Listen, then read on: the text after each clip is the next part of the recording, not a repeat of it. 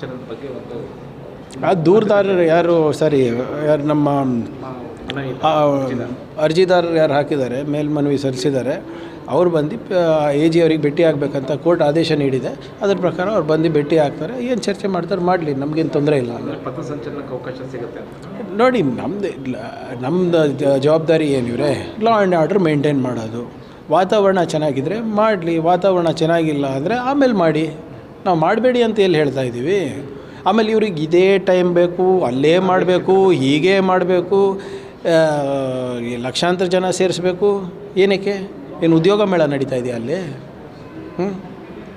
ಇವ್ರು ರಾಜಕೀಯ ಬೇಳೆ ಬಯಸ್ಕೊಳ್ಳೋಕ್ಕೆ ನಾವು ನಮ್ಮ ಸುವ್ಯವಸ್ಥೆಯನ್ನು ನಾವು ಬಲಿ ಕೊಡೋಕ್ಕಾಗ್ತದ? ಮಾಡಿ, ಸಂದರ್ಭ ಚೆನ್ನಾಗಿದ್ದಾಗ ಮಾಡಿ, ಜೋರಾಗಿ ಮಾಡಿ. ಯಾರು ಬೇಡ ಅಂದರೆ ಮೋಹನ್ ಭಾಗವತಿಗೂ ಕರೆಸಿ, ನಮಗೇನು ಫರಕ್ ಬೀಳ್ತದೆ? ನಮ್ಮ ಶಿವಾನಂದ ಪಾಟೀಲ್ ಸಾಹೇಬ್ರು ಇರ್ಬೋದು, ಸತೀಶ್ ಜಾರಕಿಹೊಳಿ ಅವರು ಇರ್ಬೋದು, ಎಲ್ಲರೂ ಇದು ಮಾಡಿದ್ರು. ನಮ್ಮ ಕಲಬುರಗಿ ರೈತರದ್ದು ಕೂಡ ಅಹವಾಲುಗಳನ್ನು ನಾನು ಮಾನ್ಯ ಮಂತ್ರಿಗಳಿಗೆ ತಿಳಿಸಿದ್ದೇನೆ. ಲಿಖಿತ ಮೂಲಕ ಕೂಡ ಏನೇನು ಕೇಂದ್ರ ಸರ್ಕಾರದಿಂದ ಅವೈಜ್ಞಾನಿಕ ಬೆಲೆ ಘೋಷಣೆ ಆಗಿದೆ ಅದರದ್ದು ಪರಿಹಾರ ಕೂಡ ನಾನು ಮಾನ್ಯ ಮಂತ್ರಿಗಳಿಗೆ ನಾನು ನೀಡಿದ್ದೇನೆ. ಏನೇ ಆದ್ರೂ ಕೂಡ ಎಲ್ಲರೂ ಅವರ ಒಂದು ರೈತರ ಒಪ್ಪಿಗೆ ಮೇರೆಗೆ ಒಂದು ಸಮಾಧಾನ ಆಗುವಂತೆ ಒಂದು ಪರಿಹಾರ ಕೊಡ್ತೀವಿ ಅಂತ ಎಲ್ಲ ನಮ್ಮ ಮಂತ್ರಿಮಂಡಲ ಹೇಳಿದರೆ ಸ್ವಲ್ಪ ತಾಳ್ಮೆ ಇರಬೇಕಷ್ಟೇ. ಬಗ್ಗೆ ಒಂದು ಆ ದೂರದಾರರು ಯಾರು ಯಾರು ನಮ್ಮ ಅರ್ಜಿದಾರರು ಯಾರು ಹಾಕಿದ್ದಾರೆ ಮೇಲ್ಮನವಿ ಸಲ್ಲಿಸಿದ್ದಾರೆ ಅವ್ರು ಬಂದು AG ಅವ್ರಿಗೆ ಭೇಟಿ ಆಗಬೇಕಂತ ಕೋರ್ಟ್ ಆದೇಶ ನೀಡಿದೆ. ಅದರ ಪ್ರಕಾರ ಅವ್ರು ಬಂದು ಭೇಟಿ ಆಗ್ತಾರೆ. ಏನು ಚರ್ಚೆ ಮಾಡ್ತಾರೆ ಮಾಡಲಿ, ನಮಗೇನು ತೊಂದರೆ ಇಲ್ಲ. ಪಥಸಂಚಲನಕ್ಕೆ ಅವಕಾಶ ಸಿಗುತ್ತೆ ನೋಡಿ, ನಮ್ಮದು ಜವಾಬ್ದಾರಿ ಏನಿವ್ರೆ ಲಾ ಆ್ಯಂಡ್ ಆರ್ಡರ್ ಮೇಂಟೈನ್ ಮಾಡೋದು. ವಾತಾವರಣ ಚೆನ್ನಾಗಿದ್ದರೆ ಮಾಡಲಿ, ವಾತಾವರಣ ಚೆನ್ನಾಗಿಲ್ಲ ಅಂದರೆ ಆಮೇಲೆ ಮಾಡಿ. ನಾವು ಮಾಡಬೇಡಿ ಅಂತ ಎಲ್ಲಿ ಹೇಳ್ತಾ ಇದ್ದೀವಿ?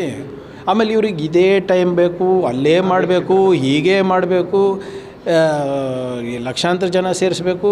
ಏನಕ್ಕೆ? ಏನು ಉದ್ಯೋಗ ಮೇಳ ನಡೀತಾ ಇದೆಯಾ ಅಲ್ಲಿ? ಇವ್ರು ರಾಜಕೀಯ ಬೇಳೆ ಬಯಸ್ಕೊಳ್ಳೋಕ್ಕೆ ನಾವು ನಮ್ಮ ಸುವ್ಯವಸ್ಥೆಯನ್ನು ನಾವು ಬಲಿ ಕೊಡೋಕ್ಕಾಗ್ತದ?